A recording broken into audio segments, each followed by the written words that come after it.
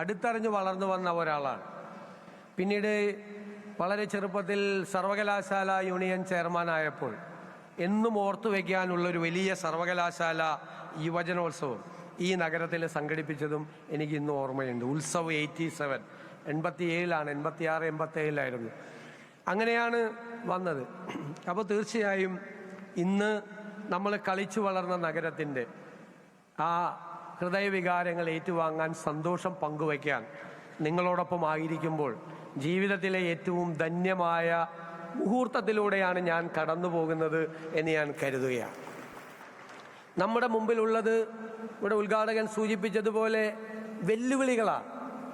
നമുക്ക് രണ്ടുണ്ട് അധികാരത്തിന്. അധികാരത്തിന് രണ്ട് വശമുണ്ട്. ഒന്ന്, അധികാരത്തിൻ്റെ ഒരു പത്രാസുണ്ട്, അധികാരത്തിൻ്റെ ഒരു പാരാഫർണേലിയൻ.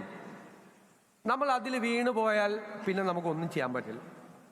അതിനെ മറികടക്കാൻ, അതിനെ ബൈപ്പാസ് ചെയ്യാൻ നമ്മുടെ ഉത്തരവാദിത്വം എന്താണ് എന്ന് നമ്മൾ മനസ്സിലാക്കി. ഞാൻ ആദ്യം പറഞ്ഞത് ഇതൊരു ഡിവൈൻ അസൈൻമെൻ്റ് ആണ്. ഞാനൊരു വിശ്വാസിയായ ആളാണ്. ഇതൊരു ദൈവികമായ നിയോഗമാണ്. അങ്ങനെ കരുതി നമ്മൾക്ക് എന്തു ചെയ്യാൻ കഴിയും, എന്തെല്ലാമാണ് നമ്മൾ ചെയ്യേണ്ടത് എന്ന് നമ്മൾ മനസ്സിലാക്കി അതിൻ്റെ മുൻഗണനകൾ നിശ്ചയിച്ച് നമുക്ക് മുന്നോട്ട് പോകണം. നമുക്ക് മാറ്റം ഉണ്ടാക്കാൻ കഴിയും. എനിക്കതിൻ്റെ ആത്മവിശ്വാസമുണ്ട്. ഒറ്റയ്ക്ക് ഒരാൾക്കൊന്നും ചെയ്യാൻ കഴിയില്ല. ഇനിയുള്ള കാലത്ത് ടീം ബിൽഡ് ചെയ്യണം. നമ്മൾ ടീം ബിൽഡ് ചെയ്യണം. എല്ലാ രംഗങ്ങളിലും നല്ല ടീം ബിൽഡ് ചെയ്യണം. നമുക്ക് എക്സ്പെർട്ടൈസ് ആവശ്യമുണ്ട്. വൈദഗ്ധ്യമുള്ള ആളുകളെ നമ്മൾ ആവശ്യമുണ്ട്. ലോകത്തെല്ലായിടത്തുമുള്ള മലയാളികൾ വ്യത്യസ്തമായ രംഗങ്ങളിൽ വളരെ ശ്രദ്ധേയമായ സേവനങ്ങൾ അനുഷ്ഠിക്കുന്നവരുണ്ട്. അവരുടെ എല്ലാം സഹായം നമുക്ക് വേണം. എല്ലാത്തിനുമുപരിയായി കേരളത്തിൻ്റെ സമ്പദ് വ്യവസ്ഥയെ നമുക്ക് മെച്ചപ്പെടുത്തണം. അതൊരു വെല്ലുവിളിയാണ്. ഞാൻ ധനകാര്യ വകുപ്പ് ഏറ്റെടുത്തത് ധനകാര്യം ഭരിക്കാനുള്ള സന്തോഷം കൊണ്ടല്ല. അതൊരു ചാലഞ്ചാണ്, അതൊരു വെല്ലുവിളിയാണ്. ആ വെല്ലുവിളി ഏറ്റെടുത്തുകൊണ്ട് നമുക്ക് നമ്മുടെ സമ്പദ് വ്യവസ്ഥയെ മെച്ചപ്പെടുത്തണം. സമ്പദ് വ്യവസ്ഥയെ മെച്ചപ്പെടുത്തിയാൽ പിന്നെ രണ്ടാമത് ചെയ്യേണ്ടത് ഇക്വിറ്റബിൾ ഡിസ്ട്രിബ്യൂഷൻ ഓഫ് വെൽത്ത് ആണ്. സമ്പത്തിൻ്റെ നീതിപൂർവമായ വിതരണം. ജനങ്ങളുടേതാണ് സമ്പത്ത്, ഖജനാവ് ജനങ്ങളുടേതാണ്. ആ പണം നീതിപൂർവമായ വിതരണത്തിലൂടെ രാജ്യത്തെ ജനങ്ങളുടെ ജീവിത നിലവാരം ഉയർത്താൻ വേണ്ടി നമുക്ക് എന്തെല്ലാം ചെയ്യാൻ കഴിയുമെന്നാണ് നമ്മൾ പരിശോധിക്കേണ്ടത്.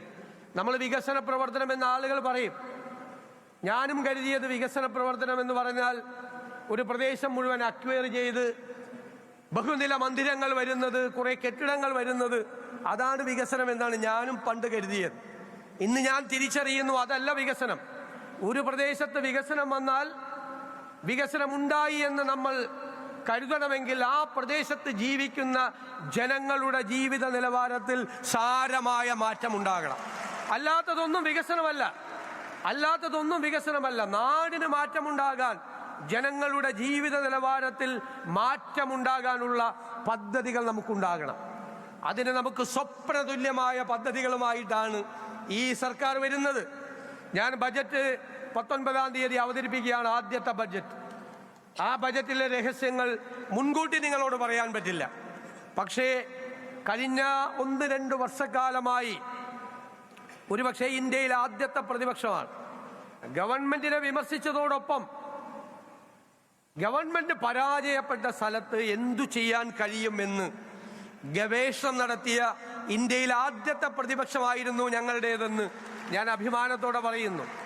ആരോഗ്യരംഗത്ത്, വിദ്യാഭ്യാസ രംഗത്ത്, അടിസ്ഥാന വികസന രംഗത്ത് സ്വപ്ന പദ്ധതികൾ നടപ്പാക്കാൻ, കേരളത്തെ മുഴുവൻ ഒരു തുറമുഖ നഗരമാക്കി മാറ്റുന്ന ഏറ്റവും സ്വപ്നതുല്യമായ ഒരു പദ്ധതി, ഇന്ത്യയിൽ ഏറ്റവും കൂടുതൽ, ഒരുപക്ഷെ ഏഷ്യയിൽ ഏറ്റവും കൂടുതൽ ഏവിയേഷൻ പ്രോജക്റ്റുകളുള്ള സംസ്ഥാനമാക്കി നമ്മുടെ സംസ്ഥാനത്തെ മാറ്റാനുള്ള പദ്ധതികൾ ഉൾപ്പെടെയുള്ള നിരവധി പരിപാടികളുമായിട്ടാണ് നമ്മൾ വരുന്നത്.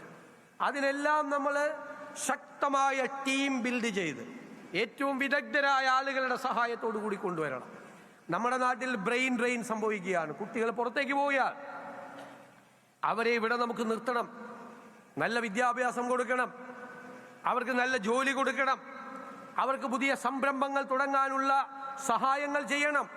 അവരെ ചേർത്തു പിടിക്കണം. എനിക്ക് വലിയ സന്തോഷം പറയാനുണ്ട്. ആദ്യത്തെ ക്യാബിനറ്റിൽ എടുത്ത തീരുമാനം, ഇന്ത്യയിൽ ആദ്യമായി ഒരു സംസ്ഥാനത്ത് മുതിർന്ന പൗരന്മാർക്ക് ഒരു വകുപ്പുണ്ടാക്കിയ മുതിർന്ന പൗരന്മാർ. ഞാനത് പറഞ്ഞത്, ഒരു സൊസൈറ്റി, ഒരു സമൂഹം പരിഷ്കൃതമാണോ അല്ലയോ എന്ന് പരിശോധിക്കുന്നത് ആ സൊസൈറ്റി, ആ സമൂഹത്തിലെ മുതിർന്ന പൗരന്മാരോട് ഇവിടെ ഉണ്ട് എങ്ങനെ പെരുമാറുന്നു എന്നത് കണക്കാക്കിയ നമ്മൾ പറയും ഈ കാലഘട്ടം ഒരു പിരീഡാണ്. ജനങ്ങൾ നൽകിയിരിക്കുന്ന അംഗീകാരം അവസാനിക്കുമ്പോൾ ലോകത്തെല്ലായിടത്തുമുള്ള ജനങ്ങൾ പറയണം, കേരള സൊസൈറ്റി ഒരു സിവിലൈസ്ഡ് സൊസൈറ്റിയാണ്. അവരവരുടെ മുതിർന്ന പൗരന്മാരോട് ഏറ്റവും ഭംഗിയായി പെരുമാറുന്ന ഒരു സൊസൈറ്റിയാണ്. നമ്മുടെ മുൻഗണനയിൽ ഈ നാട്ടിലെ മുതിർന്ന പൗരന്മാരുണ്ട് എന്ന് ഞാൻ പ്രത്യേകം പരാമർശിക്കാൻ ഞാൻ ആഗ്രഹിക്കുന്നു. കുട്ടികളെ ചേർത്ത് നിർത്തണം. വരാനിരിക്കുന്ന തലമുറയോട്, മക്കളോട്, കൊച്ചുമക്കളോട് നീതി പുലർത്താൻ കഴിയണം. കേരളം സെക്കുലറായി നിലനിൽക്കണം. മതസൗഹാർദ്ദം നിലനിൽക്കണം.